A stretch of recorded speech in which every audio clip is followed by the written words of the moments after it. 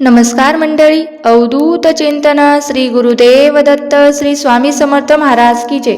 स्वामींच्या कृपेने तुम्हाला आजचा दिवस आनंदाचा सुखाचा जावो हीच मी स्वामींच्या चरणी प्रार्थना करते आणि आज एका नवीन व्हिडिओला सुरुवात करते. 12 ऑगस्टला म्हणजेच बुधवारी येत आहे ती म्हणजे आषाढ अमावस्या. आषाढ अमावस्येला दीप अमावस्या, दर्शन ठाई नवई अमावस्या या नावाने सुद्धा ओळखले जाते.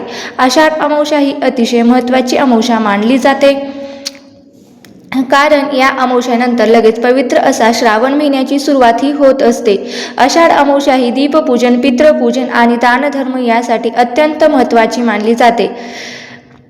या आषाढ अमावस्येच्या दिवशी देवघरातील तसेच आपल्या घरातील सर्व दिव्यांची स्वच्छता करून त्याची पूजा करण्याची परंपरा आहे. म्हणून या अमावस्येच्या दिवशी दिव्याची अमावस्या असे सुद्धा म्हणतात.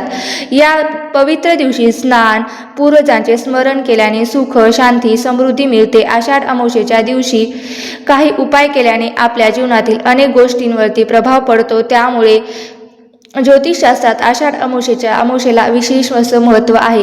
आषाढ अमावस्येच्या दिवशी आपल्या मुलांचे सुद्धा औक्षण केले जाते, कारण आपली मुलं ही आपली वंशाची दिवे असतात आणि म्हणून या दिवशी मुलांची पूजा करणे सुद्धा तेवढे जास्त महत्त्वाचे मानले जाते. या दिवशी मुलांचे औक्षण केल्याने त्याची बुद्धी, ज्ञान, एकाग्रता आणि मुलांच्या उत्तम आरोग्यासाठी खूप शुभ मानले जाते. धार्मिक दृष्टीने सुद्धा हा महिना आषाढ अमावस्येचा दिवस अतिशय महत्त्वाचा असल्यामुळे या दिवशी खास करून आपल्या मुलांसाठी काही उपाय केले तर ते खूप फायदेशीर ठरत असतात. तर कोणते उपाय करायचे आणि अत्यंत प्रभावी असे उपाय मी तुम्हाला सांगणार आहे. बुधवारी आषाढ अमावस्या आहे.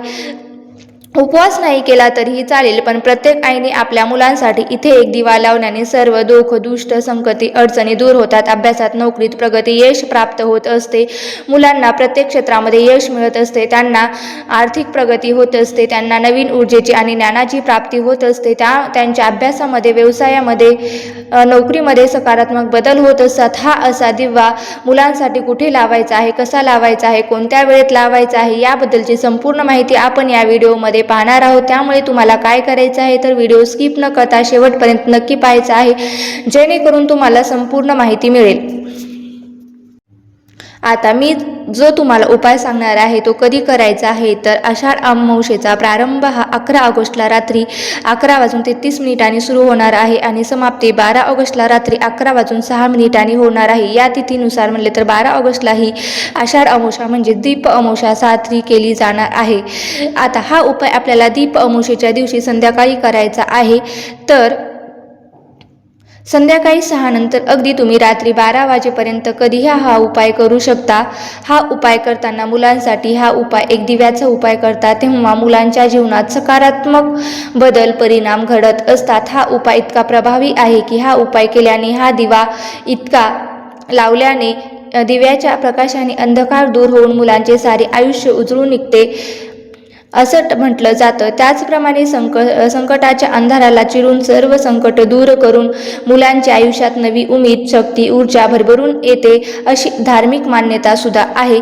प्रत्येक आईला आपल्या मुलांसाठी उज्ज्वल भविष्यासाठी काळजी असते. माझा मुलगा, माझी मुलगी कोणत्याही क्षेत्रामध्ये मागे राहता कामा नये. त्यांना प्रत्येक क्षेत्रामध्ये यश, भरभराट मिळावं. त्यांच्या जीवनातील जे काही अडचणी, संकट, अडथळे जे काही आहे ते दुःख, दोष ते सर्व दूर व्हावेत आणि आपल्याला हा उपाय जो आहे तर तो करायचा आहे. तर बघा, हा दिवा बुद्धीचे, ज्ञानाचे प्रतीक असतो. दिव्यामध्ये अनेक प्रकारच्या सकारात्मक ऊर्जा असतात, सकारात्मक लहरी असतात. या ऊर्जा आपल्या घरासाठी, मुलांसाठी खूप फायदेशीर ठरत असतात. त्यांना प्रत्येक क्षेत्रामध्ये यश मिळावं यासाठी सुद्धा हा उपाय अतिशय महत्त्वाचा आहे. हा दिवा जर आहे तो आपल्याला लावायचा आहे. हा दिवा कसा लावायचा आहे आणि हा दिवा आपल्याला मुलांपासून ते मोठ्यापर्यंत, अगदी लग्न झालेल्या मुलांपर्यंत सुद्धा तुम्ही लावू शकता. तुमची मुलं शिक्षण घेत असतील, शाळेत जात असतील, एखादा व्यवसाय करत असतील, असे प्रत्येक मुलं मुलींसाठी सुद्धा हा उपाय जो आहे तो आपण करू शकतो.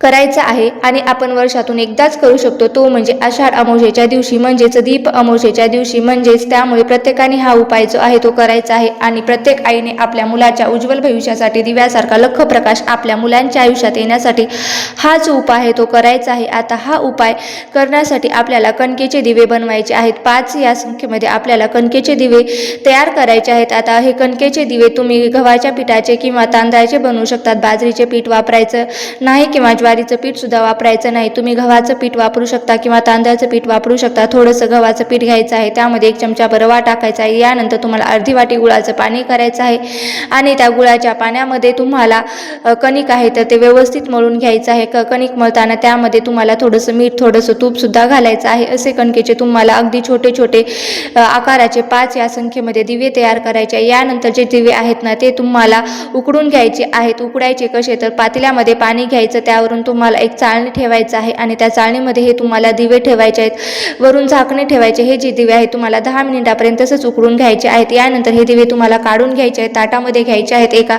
लाईनमध्ये तुम्हाला ते दिवे ताटामध्ये ठेवायचे आहेत.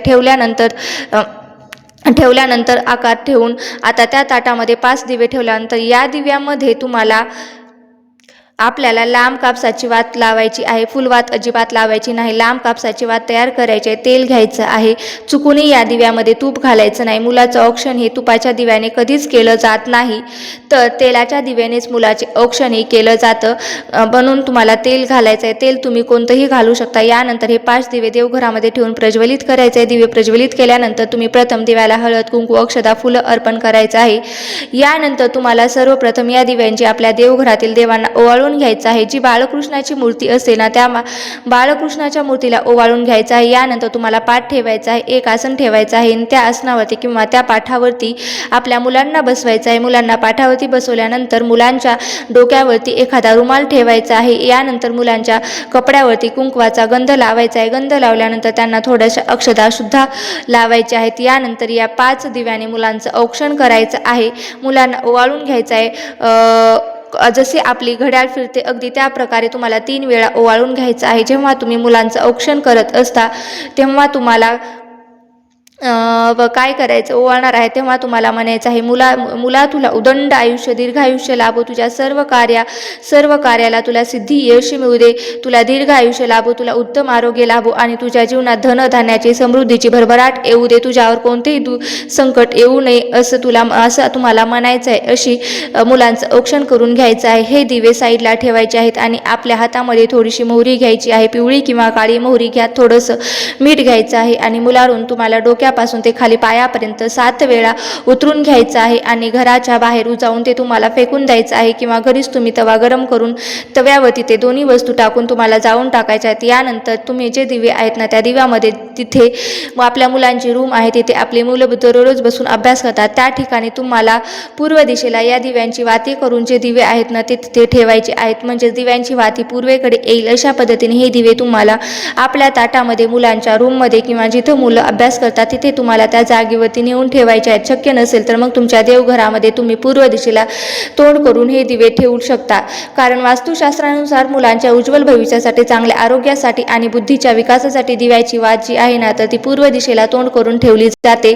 यामुळे आपल्या मुलांची भरभरून प्रगती होते. तसेच या दिशेला दिव्यांची दिशा सुद्धा म्हटला. तसेच वात लावल्याने मुलांमध्ये एकाग्रता वाढते, त्यांच्या अभ्यासामध्ये सकारात्मक बदल होत असतात आणि त्यांचे आयुष्य दीर्घायुष्य होते. चुकूनही जेव्हा मुलांचं औक्षण करणार आहोत तेव्हा मुलांचं तोंड हे दक्षिण दिशेला येणार नाही, याची मात्र तुम्हाला काळजी घ्यायची आहे. बघा, यात विशेष काळजी घ्या, कारण दक्षिण दिशा ही यमराजाची दिशा आहे आणि पितरांची दिशा मानली जाते. म्हणून या दिशेला तोंड करून मुलांचं औक्षण कधीच करायचं नाही. त्या दिशेला दिव्याची वात सुद्धा करायची नाही. मुलांचे दिवे सुद्धा ठेवायचे नाहीत. आता जर तुमच्या घरामध्ये किंवा 3-4 मुलं असतील अगदी, तर दिवे किती बनवायचे तर प्रत्येकासाठी 5-5 दिवे वेगवेगळे बनवायचे आणि प्रत्येकाला वेगवेगळ्या दिव्याने ओवाळायचं. फक्त शेवटी जी तुम्ही मोहरी आणि मीठ उतरवणार आहेत ना ते वेगवेगळे घ्यायचे आहेत. एका मुलावरून हा उतारा केल्यानंतर तुम्हाला दुसरा वापरायचा आहे. तर अशा पद्धतीने छोटासा हा उपाय तुम्हाला आषाढी अमावस्येला आपल्या मुलांसाठी प्रत्येक आईने करायचा आहे. तर बघा, जास्त प्रभावी हा उपाय आहे आणि आपल्या स्वामींच्या केंद्रामध्ये हा उपाय सांगितलेला आहे, त्यामुळे मला तुमच्यापर्यंत शेअर करायचा होतो. आणि हा उपाय नक्की करा आणि इतर कोणतेही उपाय तुम्ही करा किंवा करू नका, पण हा उपाय आपल्या मुलांच्या भविष्यासाठी, चांगल्या आरोग्यासाठी आपल्याला हा उपाय नक्की करायचा आहे. तुमच्या घरामध्ये सुतक वगैरे वगैरे कोणताही जर असेल कारण असेल तर तुम्ही घरामध्ये हा उपाय करू शकत नाहीत, म्हणजे करायचा नाही. मासिक पाळी वगैरे असेल तर तुम्हाला हे करता येणार नाही. हा अत्यंत महत्त्वाची माहिती मला तुमच्यापर्यंत शेअर करायची होती. व्हिडिओ जर तुम्हाला आवडला असेल तर नक्की लाईक करा, शेअर करा आणि चॅनलवरती नवीन असाल तर सबस्क्राईब करायला विसरू नका. धन्यवाद. श्री स्वामी समर्थ. जय जय स्वामी समर्थ.